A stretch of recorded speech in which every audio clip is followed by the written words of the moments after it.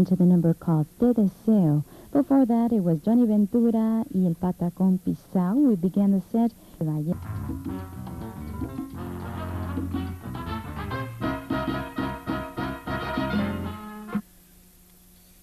Okay.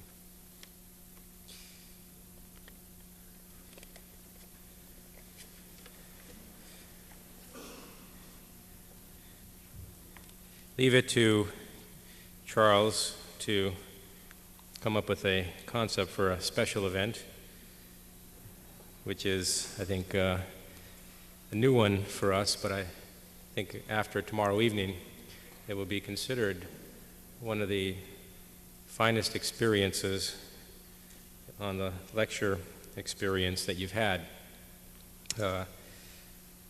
Tonight, Charles will talk. Tomorrow night, Paul Davies, a physicist and science writer, will talk, and then there'll be a short break, and afterwards, Charles and Paul will continue the event with a conversation debate to take form as we witness it.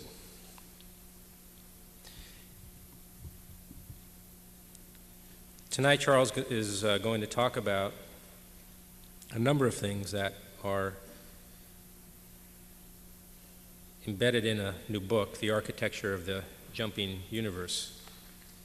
When I was sitting quietly this afternoon for a couple of minutes, I remembered the first book that I saw that Charles wrote, which was in 1973. It was more like a discovery. It was called Modern Movements in Architecture. And it was a special book for not only myself, but I think it was an important book for a generation of architects. It was our working history. And we had seen the working history documented before and written about before, but never like this in my experience. But what made it different was, and perhaps this is arguable, but I think in degree, it was non-judgmental. It was definitely critical, but it didn't tell you what you should like and what you shouldn't like.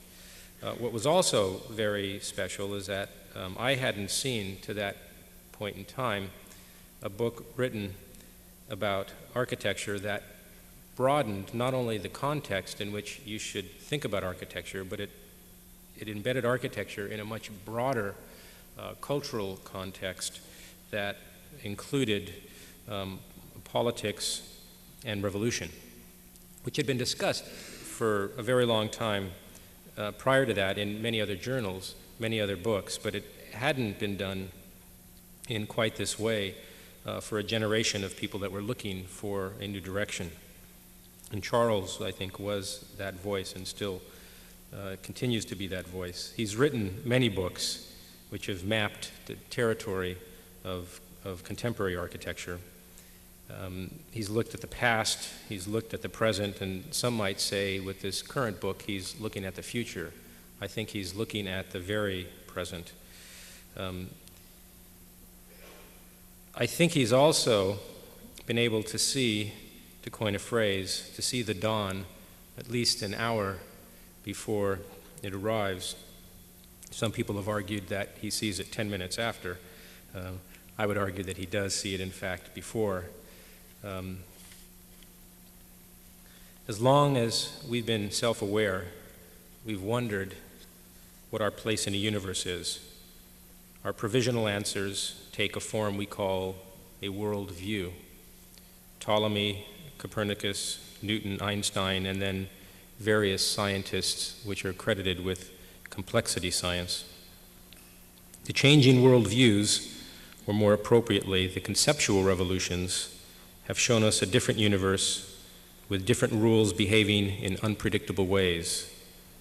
What we see, what we know, how we think, and what we believe is manifest in concepts of order, space, and form.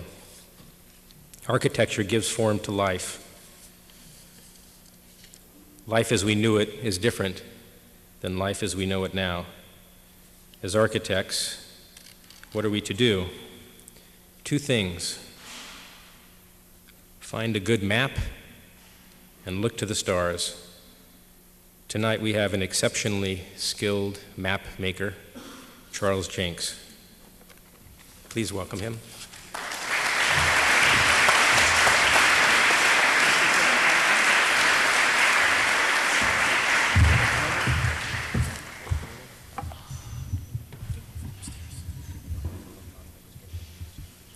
Thank you, Michael.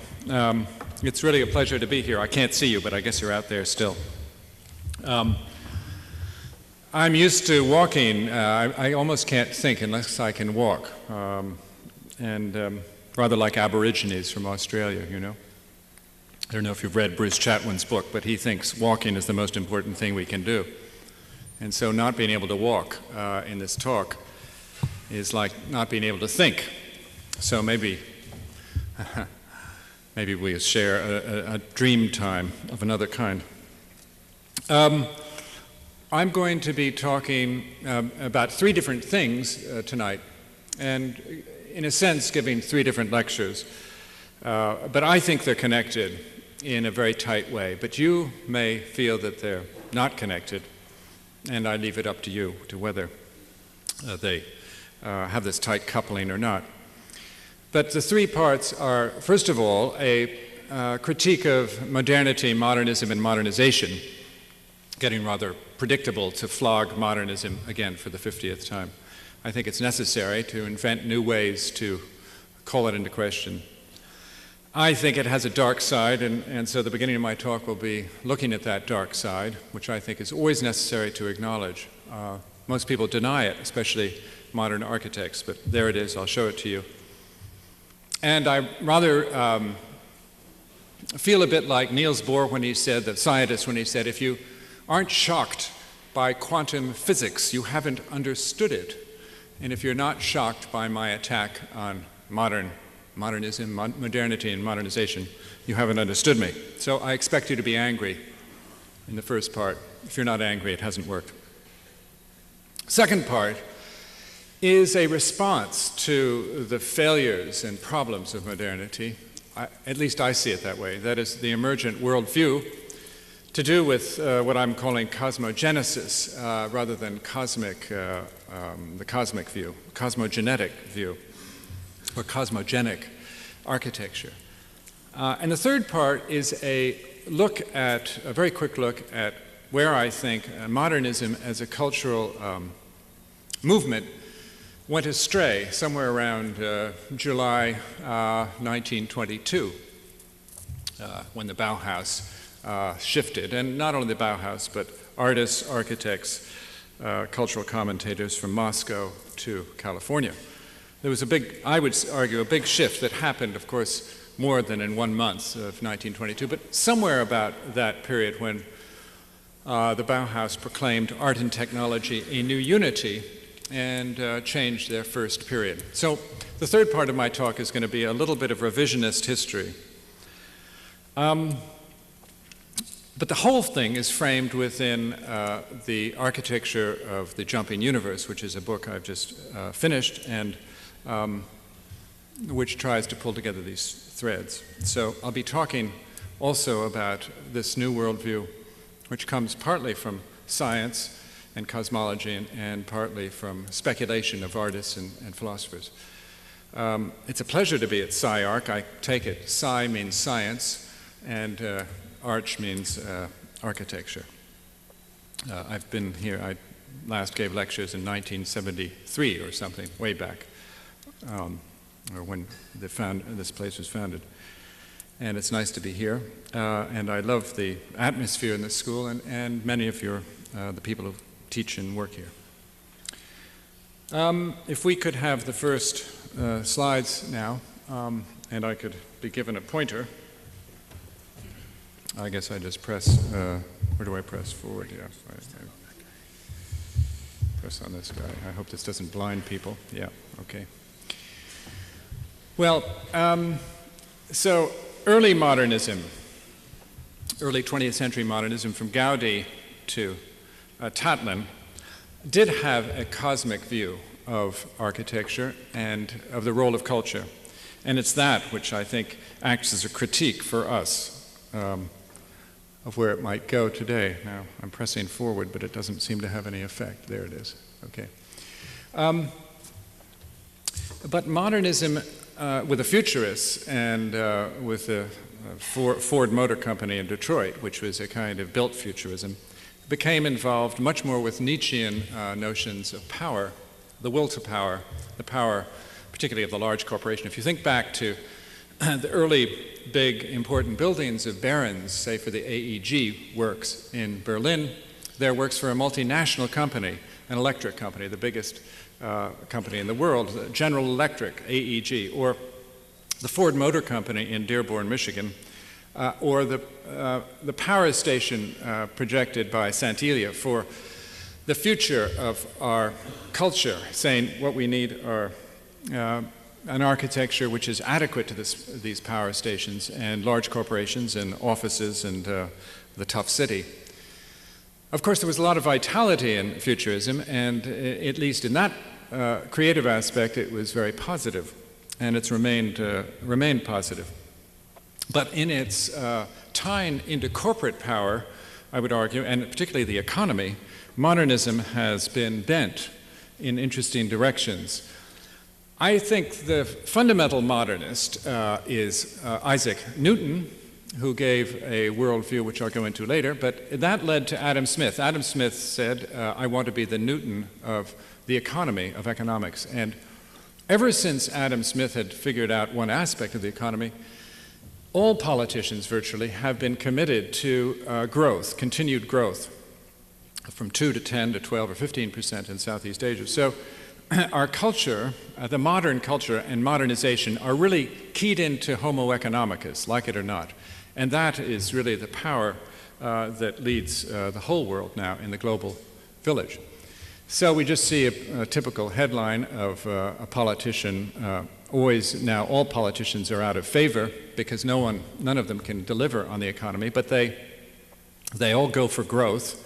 And they all make, as you see here, U-turns on their, this U-turn is a comment on Margaret Thatcher said, I don't turn, you turn. The ladies not for turning. Anyway, Major was turning all over the place, as these worms show.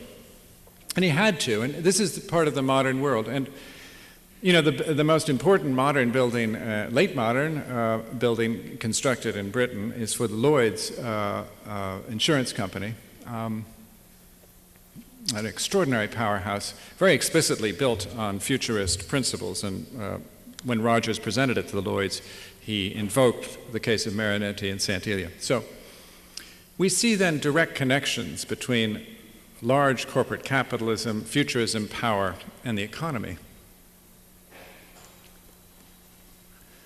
Corbusier and Mies here, dressed like two Chicago gangsters from Some Like It Hot, walking along with their spats, like Spats Colombo, Mies leaning over to talk to Corbusier with his pipe, all dressed in black and white, like their buildings. Very high seriousness, as the Germans call it, high seriousness of the heroic period. And this was the heroic period, and of course, Corb was the hero of the heroic period, and he was asked to design by the mayor of Paris, he was asked to design a little fountain. And what he did was he attached a city of 3 million people to it. The fountain is here. And he said, a city built for speed is built for success. So, you know, it's all to do with circulation and getting into the airport in the center, the suicidal airport here, where you have to land, you know, you have to land in a direct line and stop very quickly. So speed, utility, economy, and pure forms based on a theory of communication. You can see Rome was built out of them. Corbusier illustrates a page from his book in 1925.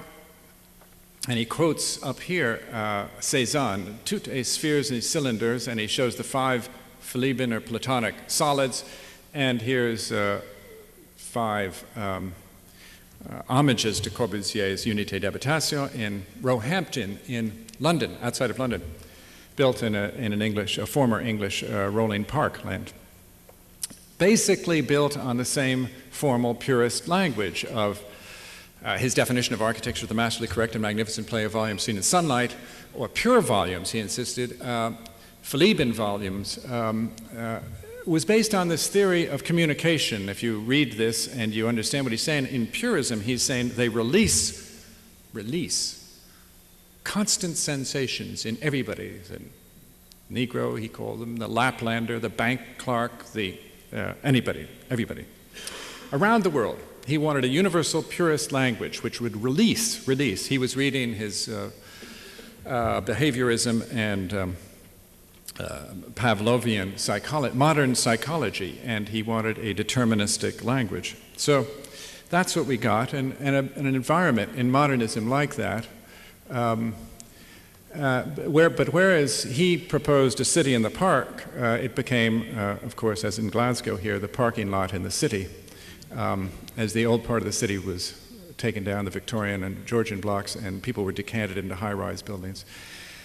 Actually, Hilbersheimer, partly from the Bauhaus and elsewhere, proposed as a utopian plan slab blocks like this in an old city. And one can understand the dialectic of modernism when you look at the surroundings and you see it through their metaphor of cancer. Here's all this cancer, and here's the modern hospital block, mass-produced and giving sun, space, and greenery, the three essential joys of modernism.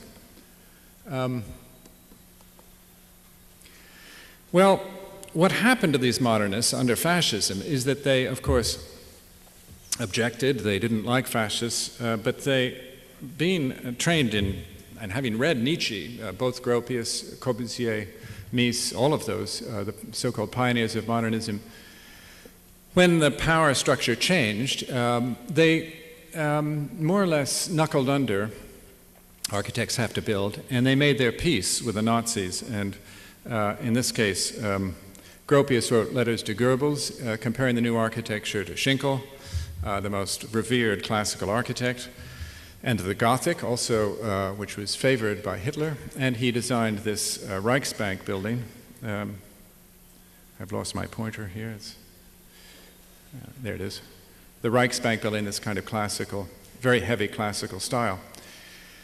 And then later in America, he designed the Pan Am building in the most dense part of New York City, closing off the view down Park Avenue, and really building a large corporate rent slab monolith, which was uninventive and virtually regressive in both architectural, urbanistic terms. Mies van der Rohe stayed in Germany and worked for the Nazis and designed this 1935 pavilion for the Germans, and in plan inscribed swastikas, and again, here we are.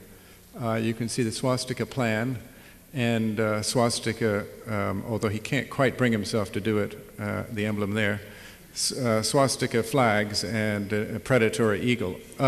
For him, it wasn't a compromise because he kept the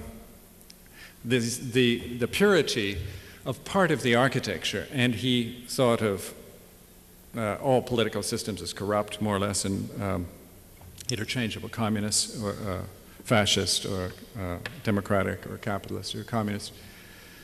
So the kind of contempt, both for function and for real politics, and they were interchangeable. And so Mies designed that sort of building in 1935. It is said that Hitler, when it was brought into Hitler, Hitler, of course, was an architect and was so angry that he took the model and put it behind his desk and jumped on it and threw it out in the rubbish. He didn't want a competitor. Anyway, what Mies did also for the Reichsbank is a portent for later work in America, and it's the beginning of his most black, fascist, really heavy, severe, monolithic, repressive architecture, 1934, which later leads to these absolutely appalling, heavy buildings. This is for, you can see it go up there, if you follow it in perspective. This is the court, this is the federal office building and town hall for Chicago. This is our town hall. To cheer it up, Calder has dropped this red stabile here, called by James Wine the turd in the plaza, the 1% for art, which is supposed to humanize the architecture.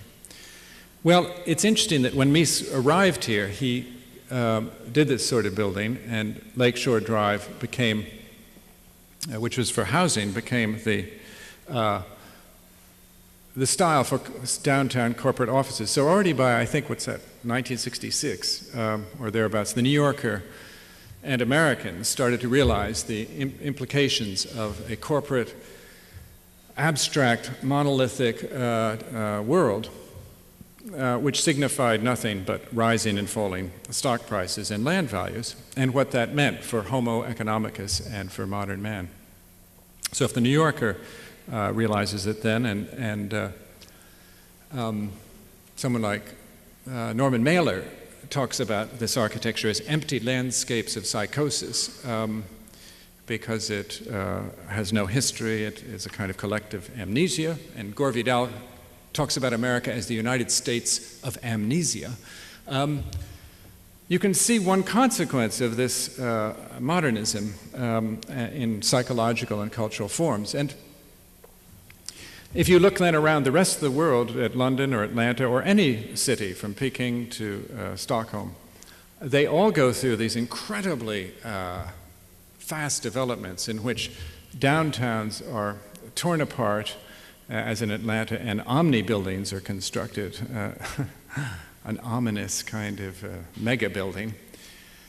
And here in the Docklands, more cranes than the rest of Europe combined. You know, a huge building site. In the words of Karl Marx, all that is solid melts into air. Why? Because of the voracious capitalistic market system creating this melting process. So books are written in about 1980, 82, called All That Is Solid Melts into Air, which critique modernism from within a modern position. So it becomes known then, well known, what the dynamics of a world economy are, whether you're capitalist, communist, socialist, or whatever.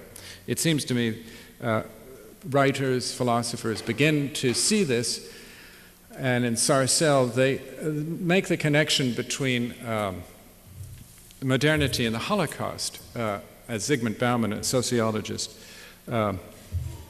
who's about 69, 70 years old, who lives in Britain, a great sociologist, writes a book, 1989, on connecting, finally, the instrumentality which Max Weber had talked about inherent to modernism and the Holocaust. Not saying there's a direct connection, but saying there's a very powerful indirect connection between Detroit, mass production of life, and the mass production of death. Why? Because over the question of instrumentality, an instrumental culture, an economic culture, leads inevitably towards the cost-benefit analysis of everything. And in this book, he shows what's called the twisted road to Auschwitz was stumbled upon by people within the Third Reich. It wasn't as if they set out to create the Holocaust from scratch. It was something that they worked out after looking at all the alternatives and working out how much the alternatives would cost, and they found that the Holocaust was cheaper.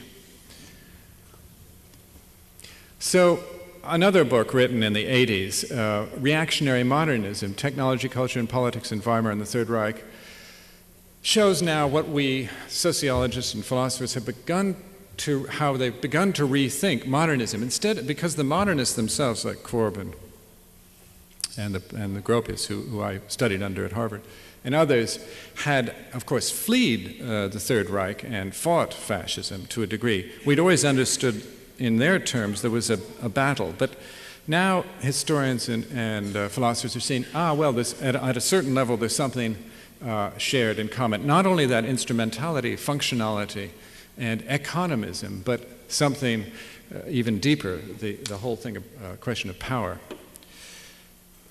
So architects who consider themselves coming very much from within the modern period are finally, with Danny Libeskind, coming to terms with the Holocaust, and in his Jewish museum, I think is one of the key buildings of our time, which is not in denial, which is facing the past and trying to restitch the past's relation to Berlin and Germany and the Holocaust itself in a very spiritual and abstract way. However, maybe the most frightening aspects of all of modernity is not those aspects I've mentioned, but is evident in these two slides. In other words, the success of modernism and modernity and modernization. As you will see in these two slides, one is of the population of the world, taken from Al Gore's book, and the other one taken from Kennedy's book on the 21st century. Paul Kennedy's book shows species extinction. And you see the two are directly correlated, and of course it's no accident that that's the case, because we are the most successful species, and under modernization we've just become so incredibly successful that every year 27,000 species are killed. Once in a universe time events are killed. That's 100 a day, 3 an hour, and we do that absent-mindedly simply because we're so bloody successful. So modernism and modernization and modernity have a lot to answer for. And I think one has to face it. One has to go into the dark. One has to really admit that this is true. As I say, this is knowledge, is quite recent knowledge, and we're trying to come to terms with it. We're saying, well, all right, if that is the case, then how does that relate to the last 600 million years? It's kind of like growing up process of facing not only that truth, but its relation to other mass extinctions, because we are in the beginning of a mass extinction, the 6th or perhaps 7th major mass extinction. Here are the other ones. You see them as these round red pie-shaped things, which show you what percentage of the species survived and how many died. This took the last great die-off 65 million years ago. It took something like 70% of the species. The greatest extinction that we know of took something like 95%. And of course, as is well known now, when the dinosaurs went extinct, it was we who prospered and grew out of these nice little rodents. And now, if you could take that funnel shape, everything, you could see it really grow that way. Fishes have done very well too. Ammonoids didn't make it.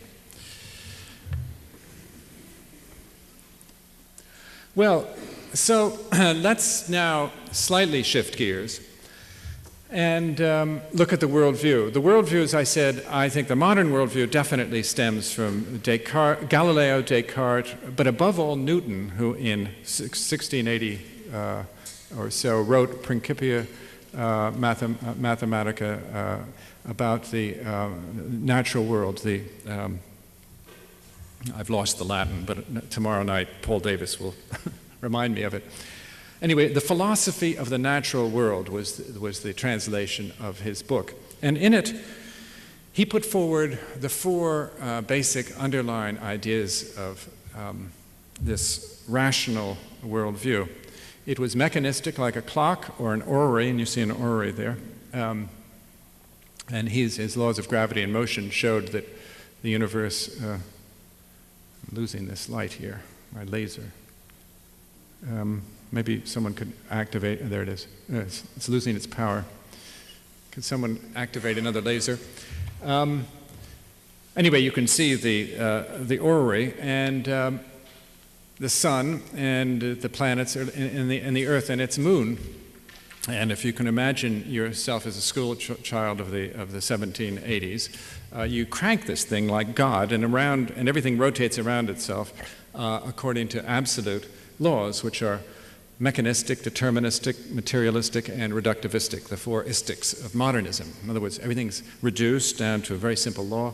Everything acts mechanistically. It is describing a materialist universe in which things are ultimately hard, massy, as Newton said, hard, massy particles hitting each other, and it's deterministic. In other words, It has a kind of inevitability about it.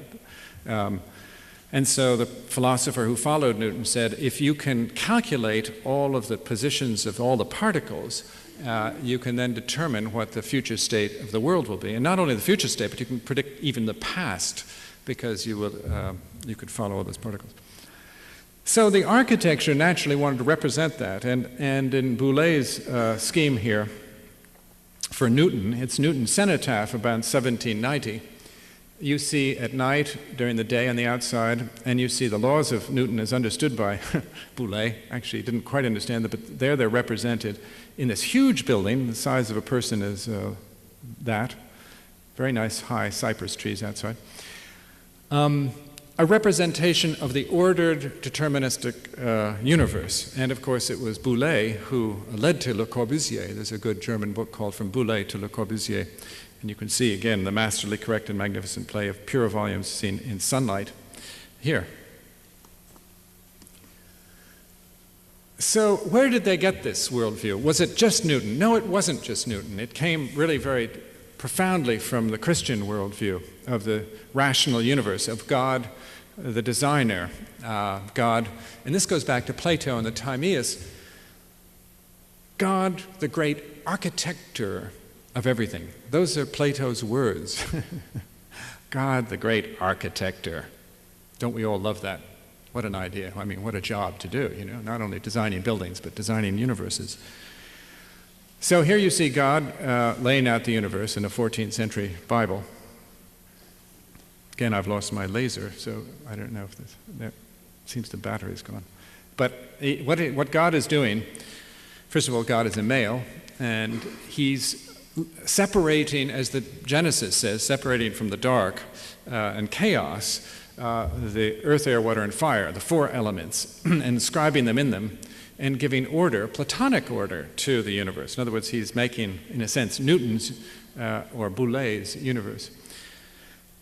This, of course, angered greatly, this view of God, the architect, the external maker, architect, angered a lot of people, but by and large, the Christian worldview accepted that, not only because of Genesis, but because of a history going back even before the Bible was written. Because male gods, external gods, sky gods, gods that make, were cosmic explanations. And also, this God was very rational, and that's what appealed to Christian philosophers, and later to Newton. That's why he said God was the prime mover who started it all. And they say that modern science could not have developed under Hinduism, Buddhism, Taoism, or in any other philosophy except the Christian rationalist philosophy. Anyway, God the maker and the external maker. And you can see how Blake, William Blake, the Romantic poet and painter, has taken that same image and put on Newton's head. This is Newton's head, and taken Newton's clothes off, made him nude, sat him under the sea here, and had been inscribing the new Pythagorean laws and the geometry of the universe. In fact, William Blake hated Newton. This is a kind of attack on Newton, although very few people know that, and people, in fact, Eduardo Palozzi, the great British sculptor, sculpts Newton's portrait today, thinking it's a praise of Newton, but this is meant to be an incredible, vicious attack on the determinism, mechanism, reductivism, and materialism of Newton. So you see that at the time, at least in 1800, by then, Blake had seen the problem of this mechanistic worldview quite clearly, and also the problem of the external maker view. And so today, what is the situation? How do we interpret this past? Well, it seems to me the sciences of complexity, which have the phrase sciences of complexity only recently coined in 1986 by Heinz Pagels, does explain a different kind of universe and has unraveled some of the major ideas of it. The most fundamental one is that it's a self-organizing universe which gestates rather than is made. It's one in which autonomy and self-creativity is given to things like the red spot of Jupiter, which, as you see here, is a dynamic entity that emerges out of the spinning of Jupiter quite spontaneously. As they say in the Santa Fe Institute, where complexity theory is really formulated, it's a kind of the Vatican of science, complexity theory. Stuart Kaufman says it's order for free. Order emerges quite naturally from systems when they're pushed far from equilibrium, when you push in more heat, you push in more energy, you push in more information, you push in more anything. And suddenly you get a jump, an emergence. You see it in this diagram from the Santa Fe Institute. If I can show it to you, local interaction of different variables feeds up, emergent global behavior suddenly jumps into place, and that feeds back onto the local interaction. Unpredictable, not deterministic, not created by an external maker, but gestated.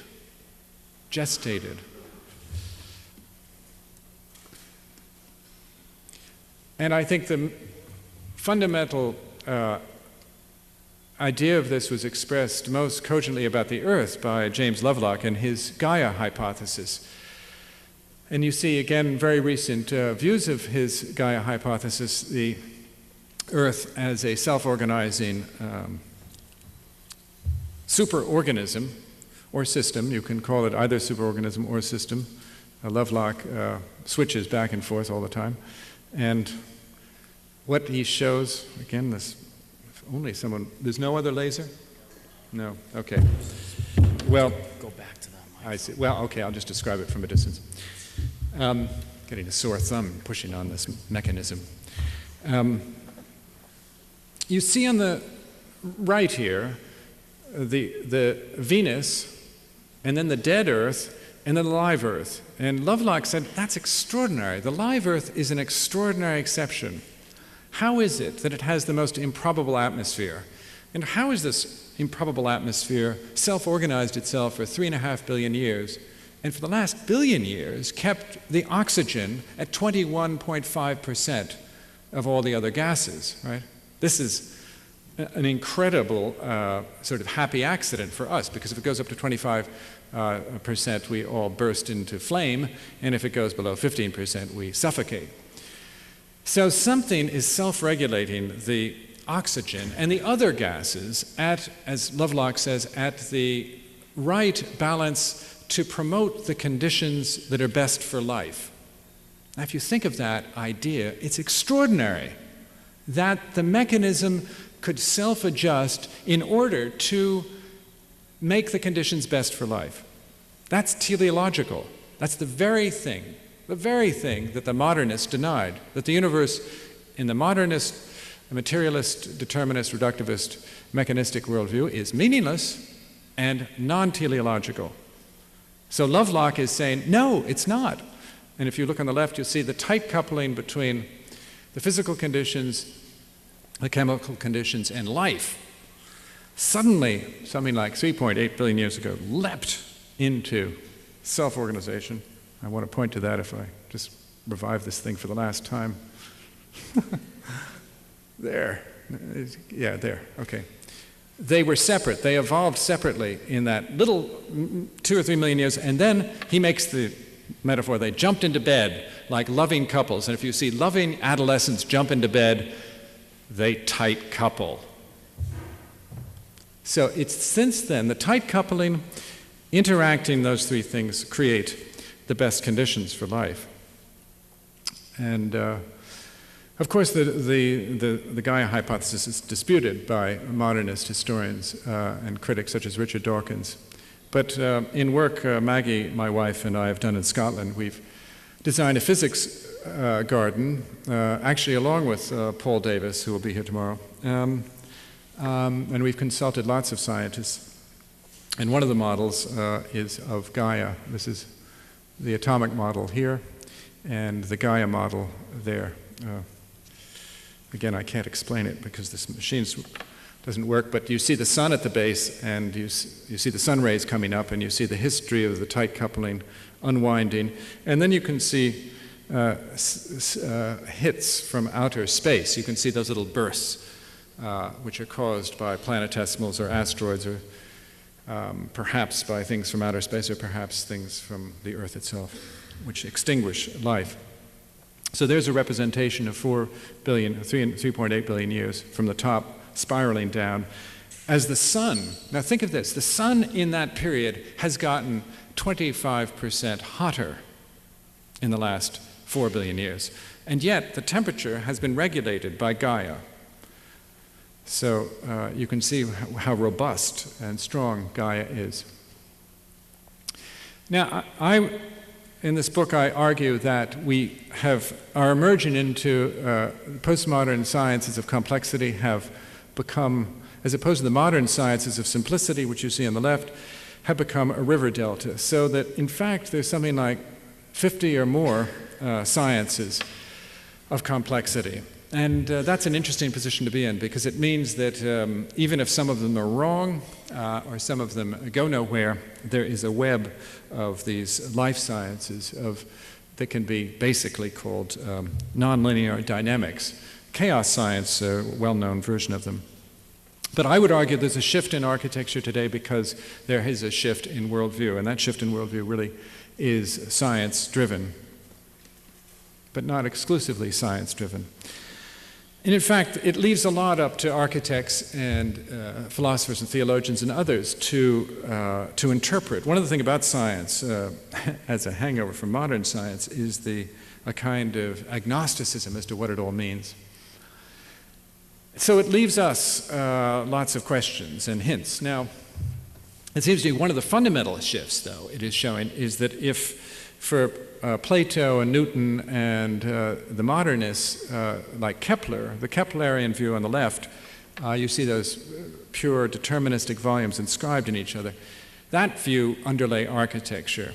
No longer. Today, our view is that the heart, the brain, species, stock markets, and virtually all living things are like these strange attractors. In other words, they oscillate, not only chaotically, but with a certain kind of emergent order in it. And the butterfly, famous butterfly chaotic attractor, shows that. So for me, is a single image of what a truth that has been recently understood is, for architecture, is the strange attractor.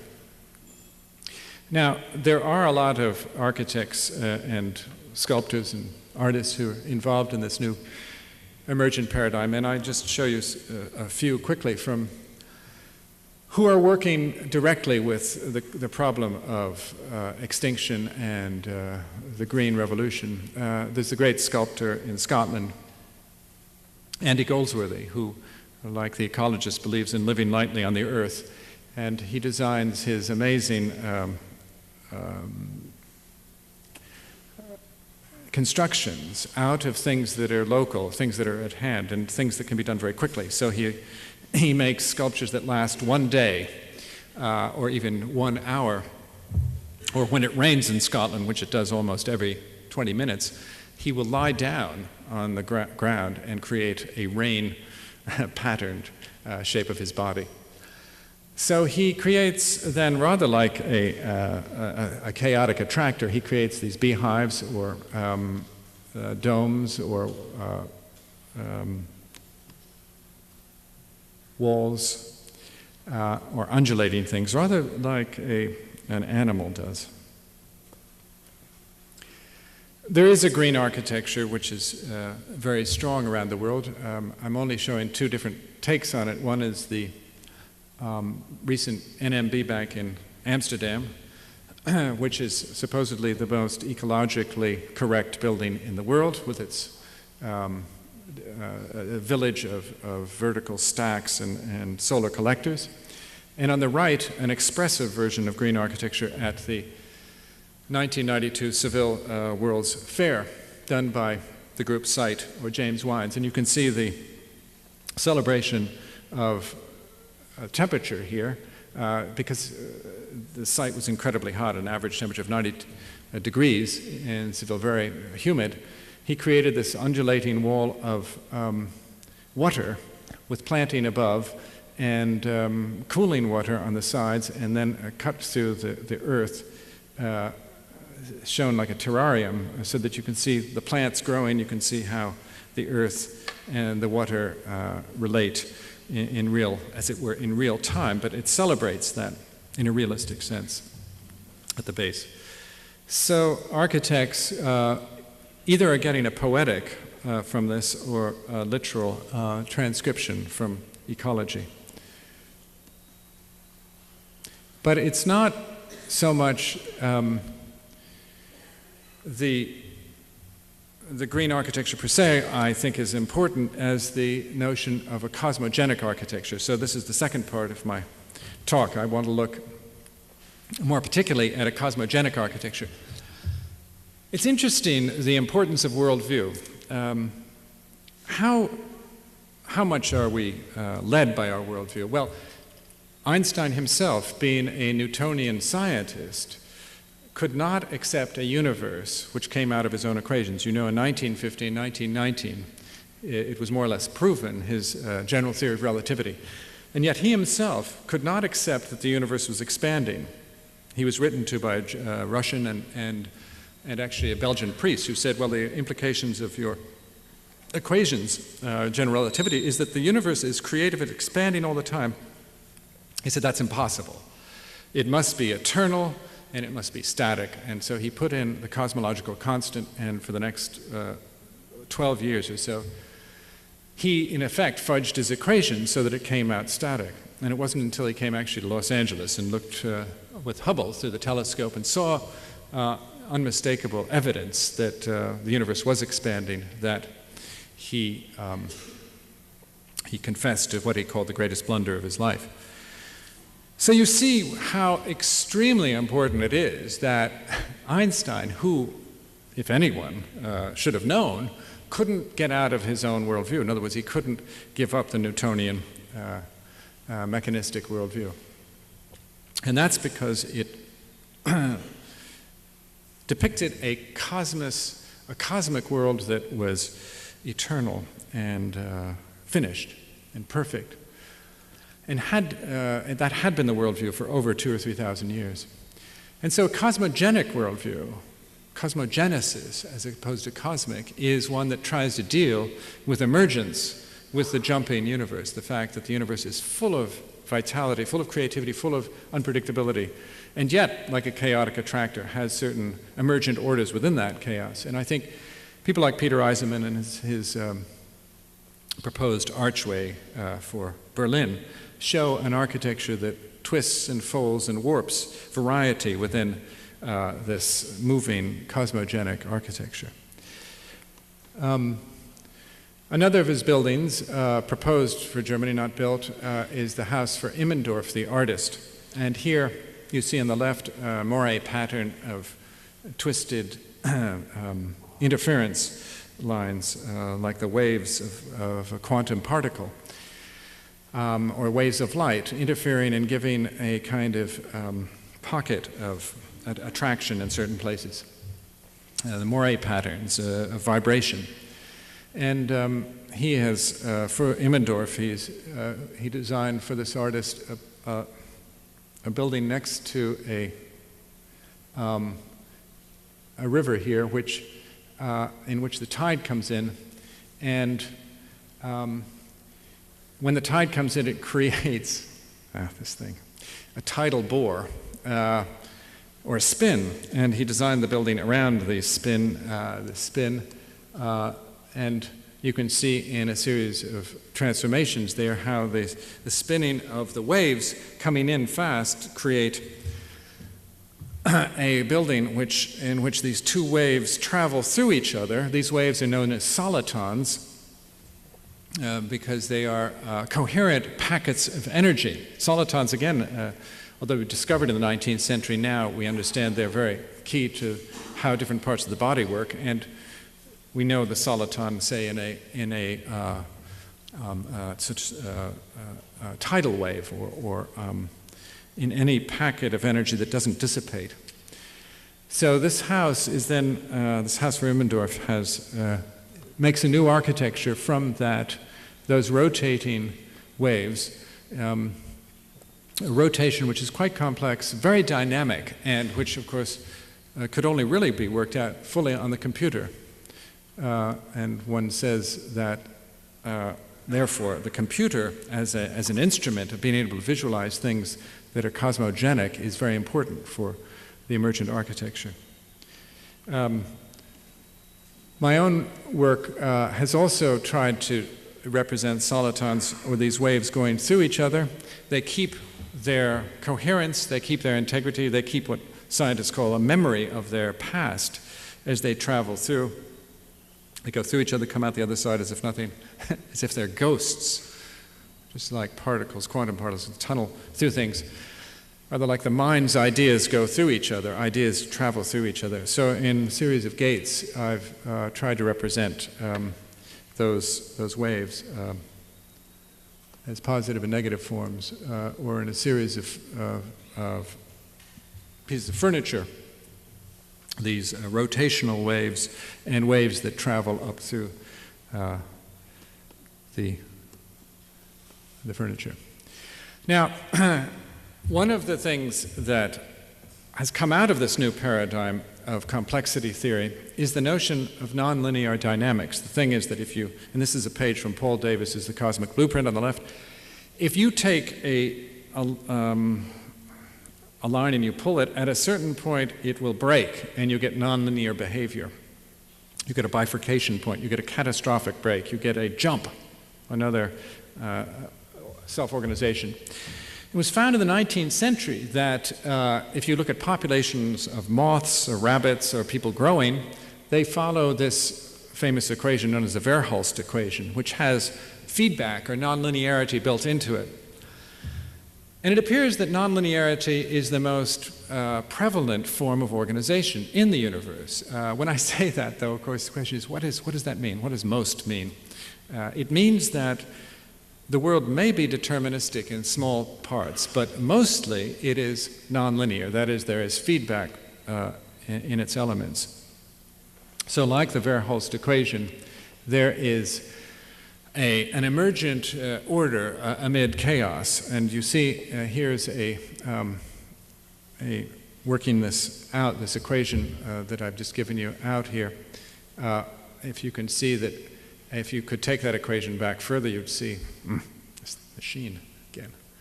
My finger is about to fall off. Anyway, back here, way back here, there was 2 rabbits or 2 moths, and then there were 4, and then there were 6, then there were 8, and here we come in. And depending on how many children the mother has, and that's down on the x-axis there, you can see it with moths here, yes. Depending on how many children the mother has, then the population of moths or rabbits can be anywhere you see darkness. And where you see more darkness, you see statistically that the population is more likely to be. But as the mother keeps on having more and more children, the population can jump wildly to being very full, so that the whole universe is full of moths, or very small, that is, there's a mass die-off and they eat all the food there is.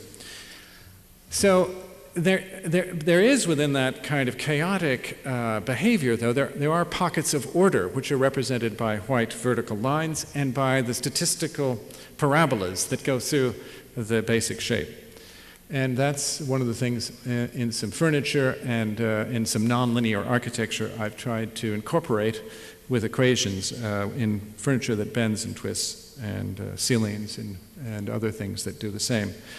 So a nonlinear architecture based every now and then on catastrophe theory, where 2 systems are opposed to each other or go in opposite directions. In this case, a set of windows and a set of doors that are out of sync with each other generate a catastrophic fold in the roof there, the ceiling, and twist this kind of biomorphic shape, wrench it out of its ordinary position and twist it to show the shift in axis. On the right here is René Thom's version of the cusp catastrophe, the fold, which in a sheet, which shows the dog on the right having the typical double behavior of when it sees another dog, of being both attracted and frightened by the other dog, barking in rage, and at the same time being frightened. So fear and rage being two different axes going on in the dog's mind. It is pushed further away from equilibrium by the other dog approaching. It then goes into a kind of mental breakdown, and on the left of the diagram, it runs away in fright. Okay, so it's leapt into a new kind of behavior, that is a runaway behavior. Or it could have gone, of course, into attack behavior. It bifurcates. So catastrophe theory and the fold can represent that sudden shift, and so an architecture might take this on. And in a series of enfolding waves in the landscape, Maggie, my wife, and I have tried to represent similar kinds of movement, not only on a small scale but on a large scale, so that the twists take opposite movements and enfold them into a kind of, if you like, a black hole of commonality, and then they come unravel on the other side.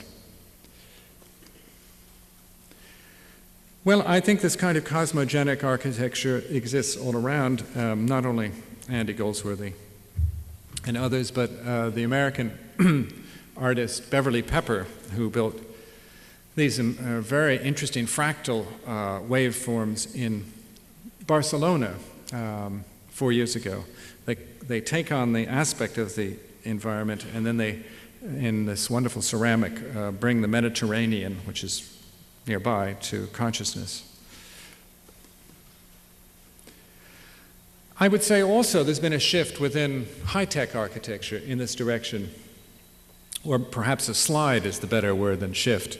The high-tech architects from Renzo Piano to Richard Rogers are now doing biomorphic shapes and warped shapes. They're less obsessed by technology per se and the joint per se, and people like Calatrava are designing huge railroad station based on bones, exoskeletons, joints, and moving parts. In fact, necessarily moving, because in this TGV station in Lyon, when the high-speed bullet train comes in at 180 miles an hour and then stops very quickly, of course it isn't going a whole 180 miles when it stops, but it has an incredible amount of worm-like inertia, and the whole building has to stop this train even though it goes through, because the tracks are connected to the building, and so you have all of this energy going.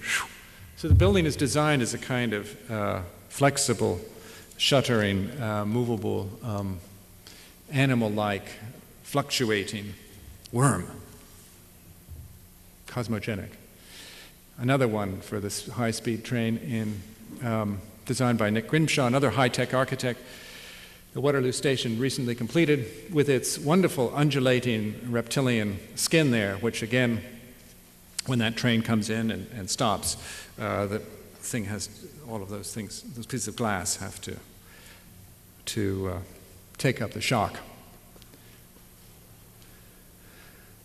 But it's really Frank Gehry, I think, who understands this thing intuitively so brilliantly. And in his Bilbao museum, now under construction, the Guggenheim Museum in Bilbao, takes up many of these themes, the warp, the twist, the undulation, the fractal, and also, as he says, the right angle. It's 90% of the galleries here are rectilinear, and the interesting sort of metaphor I find in this building, if you look at the entranceway on the left or the view from the public water garden aspect on the right, where he's definitely keen into that high-speed moving of cars, you can see it partly as a riotous, robust weed trying to grow out of a garden, or between the parts of the planters. I think there's something like 26 petals, self-similar shapes, and self-similarity, of course, is an idea of fractals, idea of chaos theory, idea of Benoit Mandelbrot, one of the key theorists of complexity theory. So if you look at the forms here, they're similar but not same. Again, in modernism, it was self-sameness. In this kind of complex architecture, it's self-similarity. And you begin to see that petal form transformed around the site. There is a basic similarity to it, and necessarily so. And of course, the building, although $100 million, which is a lot of money, is on a tight budget. And one can well imagine if it hadn't been for a computer, and here you see a computer drawing on the right, which could figure out the structure and the glazing areas at once and keep the amount of material to a minimum, it would have been easily $300 million rather than $100 million. So the importance then of the computer, of the self-similarity, and the being able to use a computer creatively to get these biomorphic, growing cosmogenic forms under control, I think is absolutely key, and something that Frank has understood. The interior on the left, he compares to Fritz Lang's Metropolis, and he contrasts with Frank Lloyd Wright's Guggenheim Museum. He says he's going to create a holographic portrait of Frank Lloyd Wright and place it in this space. Frank Lloyd Wright looking very angry at this space. He says, but unlike the Frank Lloyd Wright's Guggenheim, this space doesn't have to be used, this interior space. In fact, he was told to design an atrium where artists could just hang out and enjoy themselves. So the central space is this extraordinary mixture of these petal forms coming in and compressing in an interestingly new way. Now, you can also see them, of course, set off against these rectilinear forms and the major gallery, if I can't get it, which goes off here under the bridge and connects up with the high-speed traffic. So behind Frank's work, I think, is not only this theory that I'm talking about, but an intuition that there's a completely different kind of architecture possible in contemporary life. And that brings me to the third point of my talk, the historical revisionist part, and a look back at the early modern movement. And of course, this is problematic partly because modernism goes back at least to the 15th century. But in the terms that we think about it, it goes back more to the beginning of this century, maybe the 1880s, 1890s. There are arguments for many different time periods, but I'm talking now about the time period 1890 to 1925 or so. It strikes me there was a very strong spiritual movement in the arts and architecture before the word spiritual had been problematized as it has been for us. And at that time, instead of the architects and such as Pavel Janek, the Czech cubist, but you could name 50 different architects, expressionist architects, constructivist architects. You could name Frank Lloyd Wright was part of this general worldview. They were interested in an architecture which was based on science partly and nature partly and the universe conceptually. So in a sense, they were cosmic architects in the terms that I'm talking about it. Janek in particular, Pavel Janek and the Czech cubists said, well, we've got to have an architecture which is right for Einstein's theories of the universe, but right for what we really know about landforms and crystals and the dynamic of planes intersecting. So he invented a very fresh architecture, which he juxtaposed to modern architecture, materialism, quite explicitly. And he formulated in drawings in some buildings this kind of fractal architecture.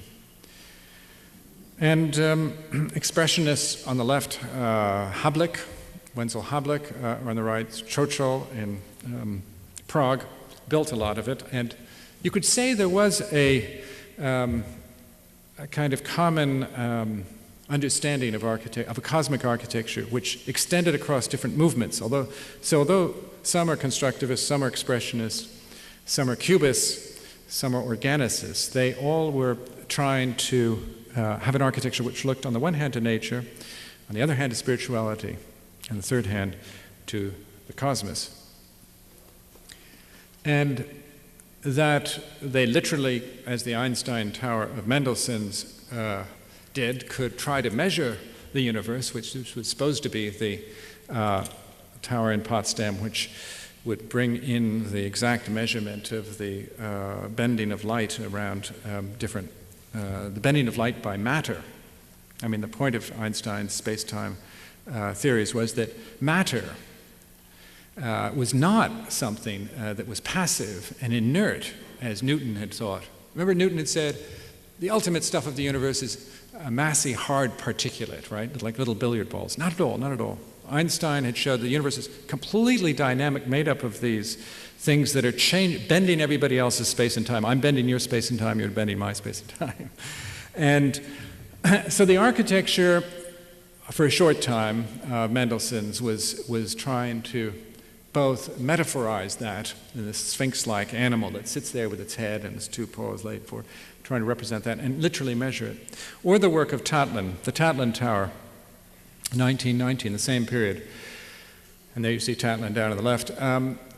Had the spirals, the leaps and bounds of the Marxist dialectic is understood then. Marx and Lenin said the dialectical progress of the universe proceeds by leaps and bounds, 2 steps forward, 1 step back. So the spiral, it's a spiral on the diagonal. And on that spiral on the diagonal, inside sit cosmic Philebin forms, 4 forms, the bottom one, a big form which rotates once a year, the next one once a month, the one above that once a week, and the top one once a day.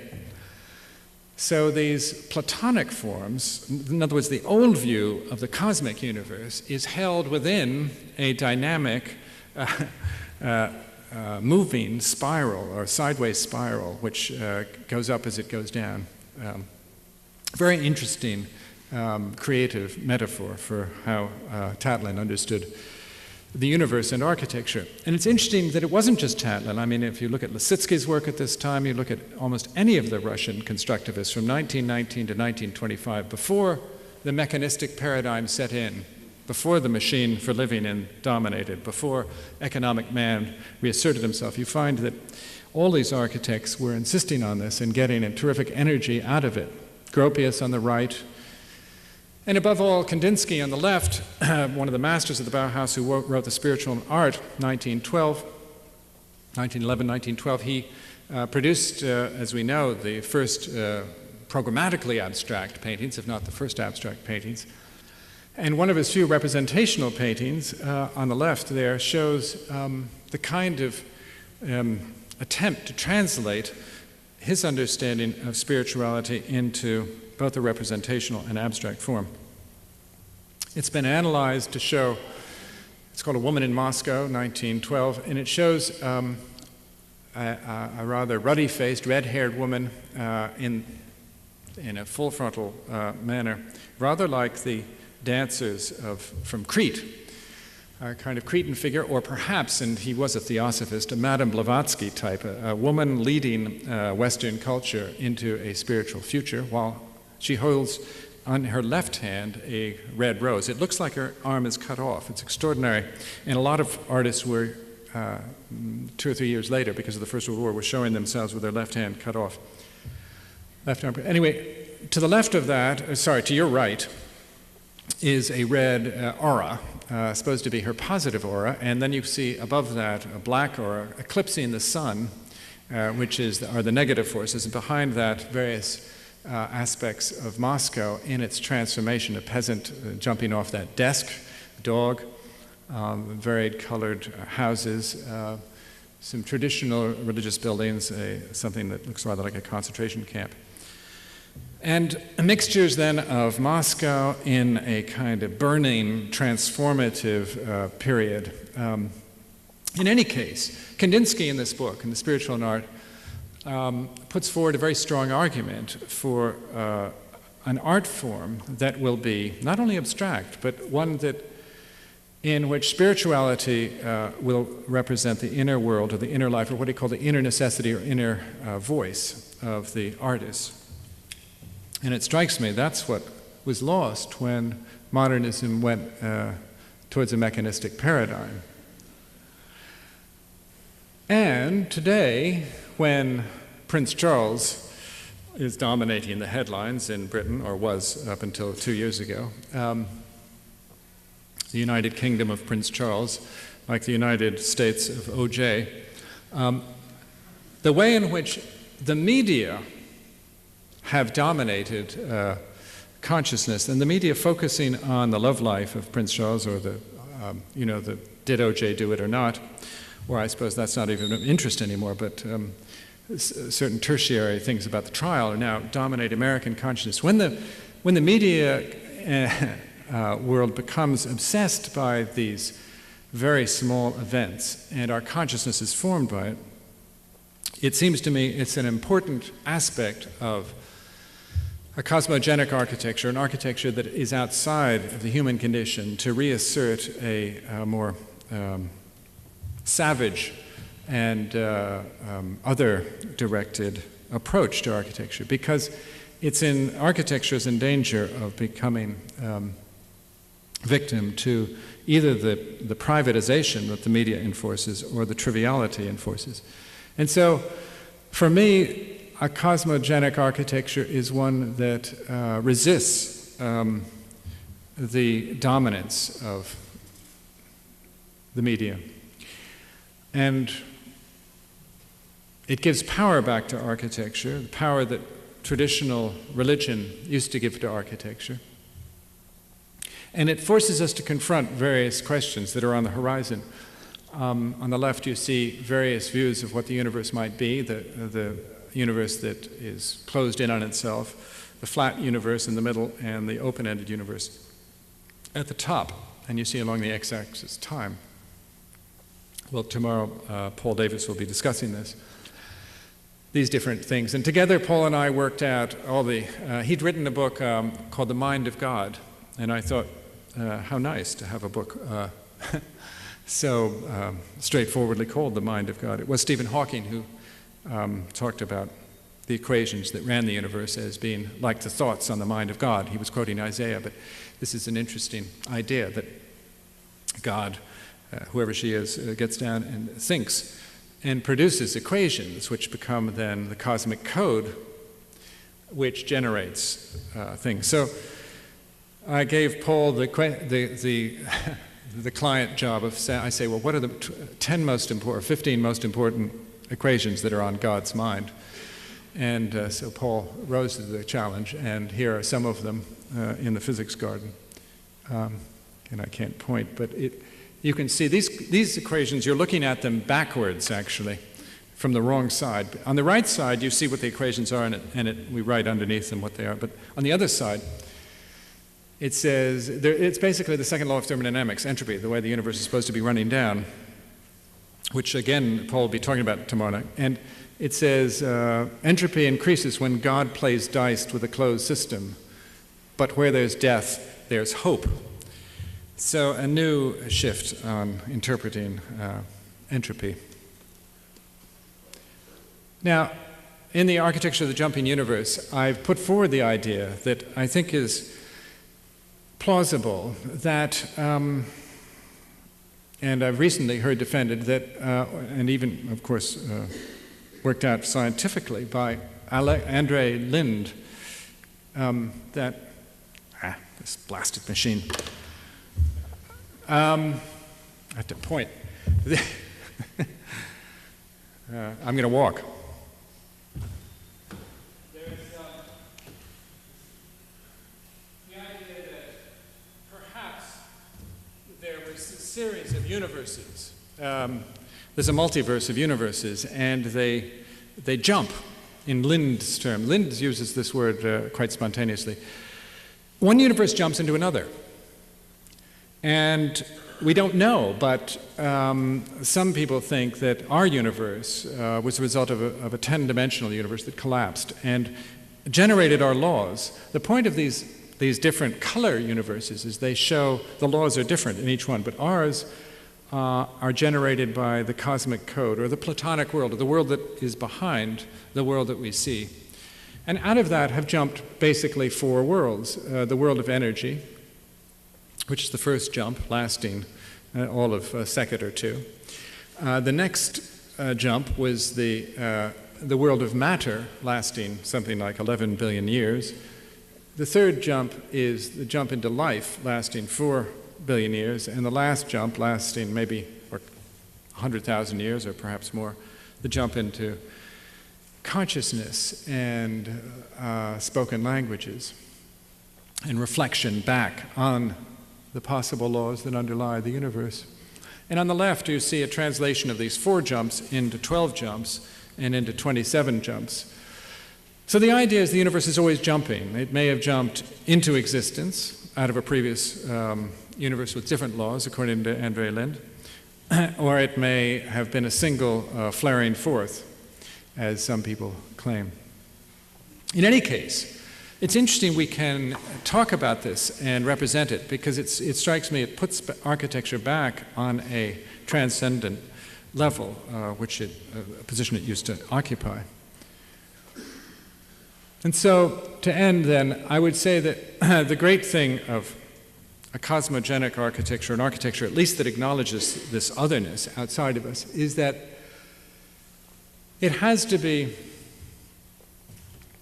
at the very least, cosmically oriented. In other words, it should, like the jumping quality of Johannes Itten's construction on the left, it should represent what we know about the universe coming from science and coming from other forms of discourses, as well as science. But I think science is one of the key reflections on nature. Some people call it the longest uninterrupted meditation on nature. So insofar as mentally science gets us close to something, it gets us close to the universe.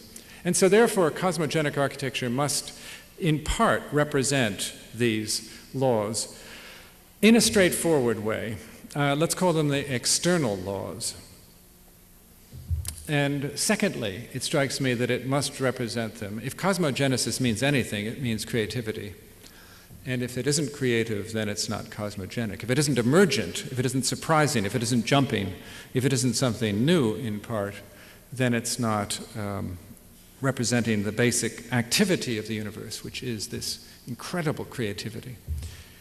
And thirdly, and this is the point of the Bauhaus under Schlemmer and the Bauhaus under Itten and the Bauhaus Theater and the Bauhaus from 1919 to 1923, before it really, although there's a later shot, but Bauhaus in this early period under Kandinsky. Now, this was a period before the mechanistic, materialistic, reductivist, determinist, economic modernism came back, was one in which, as Itten said, play is work, is play is work. And they understood very explicitly the importance of play. So, and of course, to say this kind of thing at SCI-Arc, slightly redundant, but the notion that the two are very connected was, I think, a very important lesson that the Bauhaus knew, and then by the end, under Mies van der Rohe, had very much lost. And it was a notion that Kandinsky had written about, of allowing the inner world of the artist or the inner world of the architect equal reign with the outer world of science and the outer world of the cosmic laws, which he was also interested in representing. Thank you very much.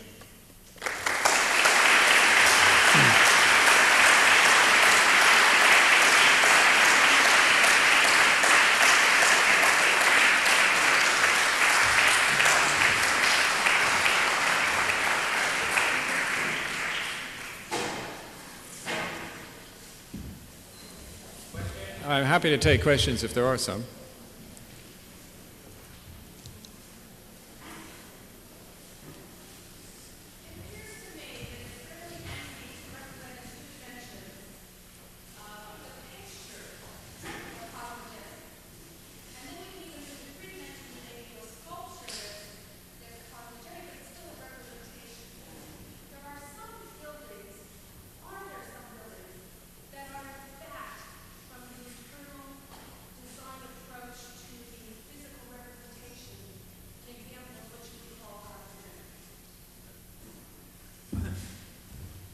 Well, wonderful question. I don't know if you all heard that. Are there things that are really cosmogenic in 3 dimensions that change and are more dynamic. These are representations of it. Are there things that are performatively cosmogenic? Is that fair? Yeah. That's precisely the question I ask in this book. And I scratch my head. I mean, one of the problems is that architecture sits around in the rain getting wet, as Frank Lloyd Wright said of Philip Johnson's buildings. And architecture is permanent, more or less, or impermanent, but it doesn't change very fast in front of you, except in an earthquake. So how can an architecture be performative and not only represent performativeness? I think, frankly, that it can move and can unfold. And indeed, the best way of representing nonlinear dynamics is in a film. In fact, to fully understand cosmic events, one has to see them emerging. Okay, Peter Eisenman's most exciting thing for him is the slime mold. I don't know if you know what a slime mold is, but when you see a slime mold go away and undulate, go off in different directions and then get panicked and come together and slurp together into a kind of superorganism, it's a very visceral view of something dissipating and then self-organizing. If you see it over time, well, that can only be captured in a film or being there, watching it. So I agree, how can an architecture do that? I mean, that would be wonderful. Now, I don't think there's an easy answer to that because for various reasons, architecture can't move very fast and can't self-organize. So one has all sorts of, ways in which participation allows things to be moved, that buildings actually do move. The Calatrava building moves, the Grimshaw building moves, they move a little bit, but it's not real emergent moving. And that's the question, how, and it's a question, that you've asked and I ask, if architecture should try to capture emergence, the unpredictability, the minute it does capture it, of course, then it's frozen it. So it's a paradox that the futurists face. What happens? Do we build monuments to frozen movement? I can't answer you, but I think it's a kind of desire that exists to try to come to terms with it. So it's a very good question. Yeah. How do these formal meetings going out of various complexities, architecture design, affect the social and economic forces of multi-capitalism that you referred to in the early context of the mind? Do you see this as there's somewhat still trapped in the world that is symbolic, or do you see this as affecting a larger world?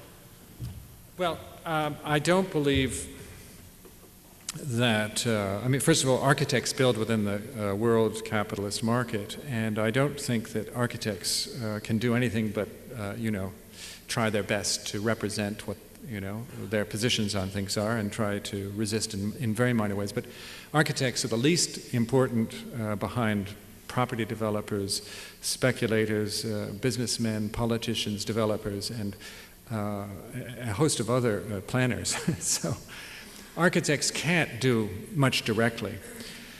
But I think that they do have two things they have a kind of specialists at and can do very well. One is to represent, they're the only people in charge of the language of architecture. So in a sense, they are in charge of consciousness. Not in charge is the wrong word, but they can heighten consciousness. They can form directions. And I think that in that sense, architects can form opinion and change consciousness. And perhaps that's, all society will let them do anyway. Forever. That goes back to Imhotep, the first Egyptian architect and before. Architects have never been very powerful people, except if they're fascists, or, Hitler or someone, Kubitschek, or, there are exceptions, but basically, apparently, society doesn't want to give architects any responsibility or power, which is not to say, that individuals like Richard Meyer aren't building billion-dollar Getty buildings, and there are people who have power in architecture. Even you look at Richard Meyer, Richard Rogers, or all the great architects, they have almost no power at all. When they try to get involved in politics, they're just sort of swept aside. And if they're taken on, they are really like feathers in the cap of the politician.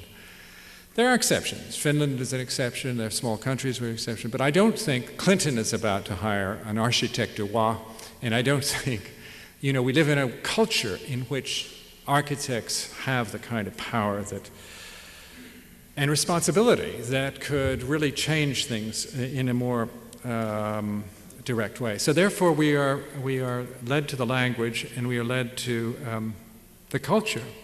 And I think those two things are where we can have an impact. That is, changing the writing, the way we look at and judge architecture amongst ourselves as a profession, and the change of consciousness. I mean, after all, when Frank Gehry builds a good building, it does have a very, I don't know what to call it, but a very strong effect on people's emotions, and right across the spectrum.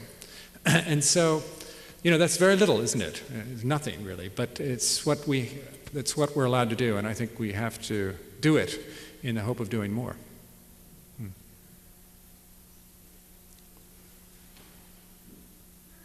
Sorry to be so depressing. Yeah. So is it modernism uniting, postmodernism uniting, and cosmogenesis? Is this the transition? Can you repeat that? Modernism uniting, postmodernism, now cosmogenesis? Well, I see the cosmogenesis being a stage of postmodernism. In other words, I think the postmodern worldview is basically to do with complexity science. And insofar as cosmogenesis it's not the same thing, but it relates very happily with complexity science. In other words, the modern sciences of simplicity, which are reductivistic, right? Mechanistic, deterministic, materialistic, they now, I would say, and Paul Davies is the person, I mean there are 10 others, but he is one of the 10, to point out that in the Cosmic Blueprint, a great book, the new paradigm, and he quotes 4 different scientists, more of the universe is nonlinear than it is deterministic. More. I keep asking him, what does this more mean? We are living through this incredible change. These sciences, have been, as I showed in that diagram, they're building up, but now we're living in a new era, I believe. And in another 100 years, everybody will know what we're talking about. And it'll be, even in 10 years, because of the speed, the feedback, I believe the worldview will change.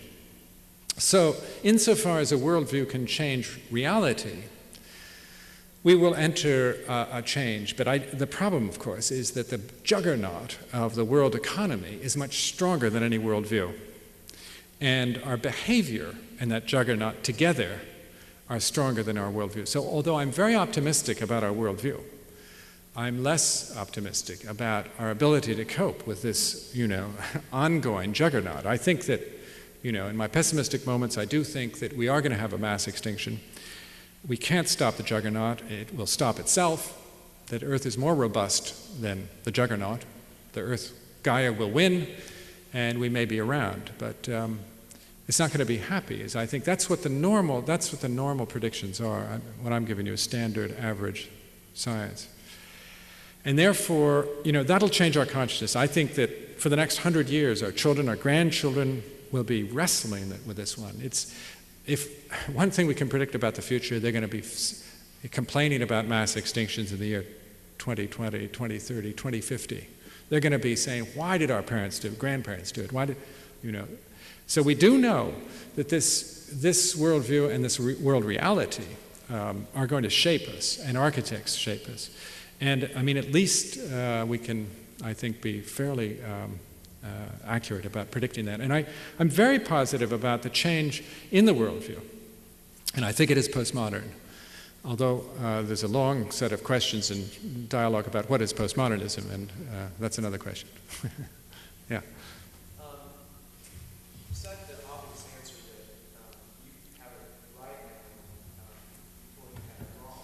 The difference between modernist modeling and Newtonian worldview and your modeling, which you believe to be a worldview that is reflected by Gaia, hypothesis, chaos theory. Right. The question is really to do with the problematic of, except that now we think we know what the world reality is, what's the difference between the modernist modeling, the Newtonian worldview, and what we're doing, the cosmogenic, modeling the cosmogenic. Well, I would say that in a positive sense, in both cases, it's important, and this is where a lot of postmodernists like Lyotard would just simply disagree with me. I think it's extremely important to face the meta-narrative, and the modernists in a way did. For William Blake, the Romantics, Whitehead, and all of those people that I was showing that are, my kind of postmodernist, we've always been in rebellion against the mechanistic worldview, so we could never want to model it. But if that was reality, and if science said it was reality, in a certain way, you had to shut up, right?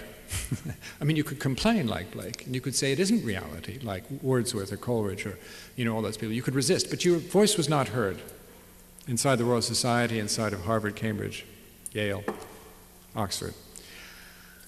The dominant has really been Newtonian, still is. I mean, if you go into a university like UCLA where I teach, I'm sure most of the biologists are Darwinian, Newtonian, right? The biologists actually, and again Davis will make this apparent tomorrow night, are the last people to know, to admit this new paradigm. It's really strange. They're the last, magic bullet DNA mechanists, reductivists. But the physicists have long since quantum and others, and relativity and so on, had a much broader, much more complexity-oriented worldview. Now, representing it in architecture and dealing with it is only one part, isn't it? And as I ended, I was saying, if it isn't creative, forget it. But it has to be at least representational of what we think the ultimate stuff is, for me, in order to get us out of the Prince Charles effect. In other words, we're trapped in this incredible OJ trial, all of us, right? The media is giving us rubbish. 90% of the Los Angeles Times, or just New York Times. In other words, our consciousness is being fed with things that are really trivial. Now, if the consciousness industry is locked into this negative spiral, and architects want to represent something more serious, then it seems to me the external laws of the universe are always a virtue. Now, the negative laws of virtue, I mean, would one want to design rat traps for modern, for Sarcelle or, Mies van der Rohe? Well, my answer on that. If that's what your universe is, and you believe that's what the universe is, a black box, then I guess you can design it, and at least you think you're being cosmic. But for me, the other two parts of that ending are important. It has to be creative, and it has to show the inner life of the architect, the inner life. If it doesn't show the inner life, then it is only showing the outer life. And one of the things I have against the Mies van der Rohe worldview and the modernist worldview is that they really the materialistic, mechanistic worldview really squeezed out the inner life. I mean, you ask someone like Norman Foster what his inner life is in his building, and he would be speechless. Even ask him about aesthetics, and he's speechless. So modernism, in its late phase, has really, taken these people and cut away parts of their psyche and not allowed certain things to be said, either to the client or society. And that has reduced us all. So I think we should attack it and criticize it. I can't say that we'll be heard, but we should try. Yeah.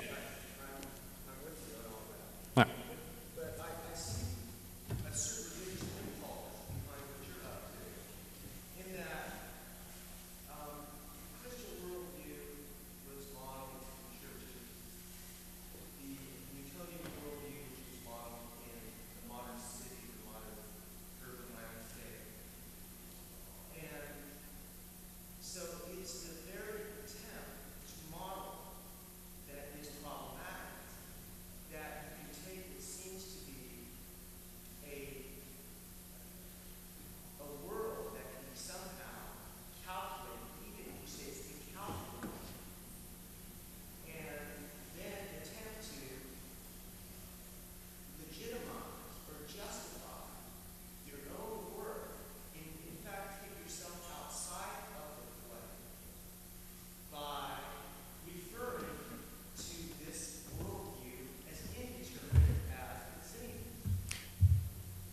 Well, I'm not sure if the last phrase is the most important for you, is it?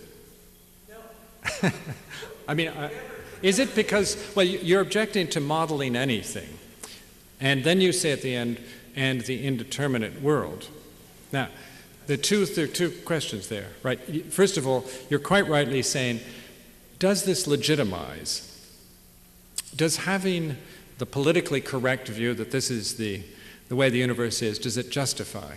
And I again answer to you, it only is one part of the answer. In other words, representing the cosmic laws, talking to scientists, trying to find out the universe is like being a good Boy Scout, right? I'm all for it. I think it's wonderful. And it gets you out of Prince Charles. It gets you into something that you can actually touch and agree with other people. And society, and it's interpersonal, and it's savage, and it's other. And it's wonderful, and it's external. And it's bloody non-anthropomorphic. That's great. It has nothing to do with humanoids or opinion, right? So it's fantastic. Okay. But you're still a Boy Scout. It doesn't get you the second two stages. In other words, if it's not creative, and if it doesn't show an inner life, then it's still not great architecture or valid. I'm not trying to say doing the cosmogenic thing is enough. No, it's not. Okay? Now, the last part of your question says indeterminate. I think I hear an indeterminicist here. Now, you saying, and this is where, we might have a philosophical or scientific difference. I think the universe has a lot of indeterminacy, but in the end, and this is another kind of lecture, but it's a very interesting balance between order and chaos. And this is what Coleridge was very strong about, a more than common order and a more than common emotion or chaos is what makes great poetry. It's more than ordinary. And it's the combination of greater order and greater chaos which great architecture comes out of. Now, that's another argument. And it has to do with the way the brain works. I'm convinced that the brain is a strange attractor. When you look at the brain asleep, or when your brain is having, rhythmical thoughts, alpha waves, it's a very clear attractor. It's following, loops like that. When you get a really interesting problem, or you listen to a complex symphony, it becomes a really complex, strange attractor in multidimensional space. And that, to me, is a good indication of what the universe is like. It's an incredibly strange, rich attractor. And that's what I would like architecture to be. Yeah. But in the sense that science has a long history of being a mechanism of power and dominance, I think you keep the modern humanist being led astray and apply science. I'm curious why, in a sense, you're advocating that architecture continue to be governed by science as opposed to other things. I mean, certainly Al Gore is using chaos theory as a mechanism of power and dominance again in a certain way. So I guess I'm curious why architects in a sense should be scientists and not be poets or not be other things. Right. Question is it still not like science being the dominant discourse? Why should science, even a better science, become the leading, or dominant, or validating discourse? And again, I agree with the sentiment behind your question. I'm not advocating science. I said, during the talk, I said, scientists themselves don't know what it means. Scientists are very underinterpretive, okay? But they are meditators on the universe, and they have a meditation which is intrapersonal. And I think they are giving us a meta-discourse, okay? And I think this meta-discourse, the model of the universe, the jumping universe, I think is interpersonal, and I think it is, quote, true, and probably false in many respects, all right? I mean, we know it's false in many respects. In fact, as you read the daily newspapers. But nevertheless, we know the universe is at least 8 billion years old, maybe 12, and you've seen that even the front of the LA Times had the fact that there's a contradiction between the oldest stars being 12 billion years old and the universe only being 8 billion. Okay, so we know, in a way it's popular science that these problems. But I'm saying science is not the only discourse that the architectural discourse, the art discourse, the poetic discourse, in fact, what used to be called the humanities discourses are equally potent for us, certainly, and if only for the rest of society. However, we live in a society where the scientists themselves are the dominant. I mean, in a sense, it's descriptive to say. And secondly, and importantly, they are giving us views about what nature really is. And one of the problems with modernism was its attitudes towards nature. It was, in many respects, anti-nature, put the anthropomorph at the top and did nature in. So it seems to me one must support science and the scientific endeavor without saying it should be altogether the dominant. I think it's, and particularly with people like Paul Davies, there's what's called the third culture emerging. Paul Davies has written 10 or 12 books, with some of them bestsellers, and he is although he's trained as a physicist and he's a scientist, he is reaching now a broad audience. And so science itself, as it's breaking up and becoming much more creative and dynamic and becoming interesting, is now becoming a popular pastime. In other words, science is becoming culture. And if you look at science, instead of it being a dominant discourse in which it tells you how things are, as a dialogue with nature, if you go back, and I think any scientist at the cutting edge will acknowledge this, and the great writers, Heinz Peigels, I've mentioned, and Paul Davies and others, all say this. One of the great scientists, Ilya Prigogine, says science is basically a dialogue with nature. It's a dialogue. It's not a monologue. It's not, the universe telling us what to do. We're involved in an incredibly complicated, conscious talk with it, all right? Now that immediately changes the word science out of what you understood it to be for 200 years or 300 years under Newton as this deterministic affair to something much more like literature. I mean, when we're having a dialogue in a way, although maybe I'm speaking more, but there is a conversation going on, and it seems to me that's our relation to nature. It's a conversation. So it's not, science has changed, maybe is my answer. Yeah.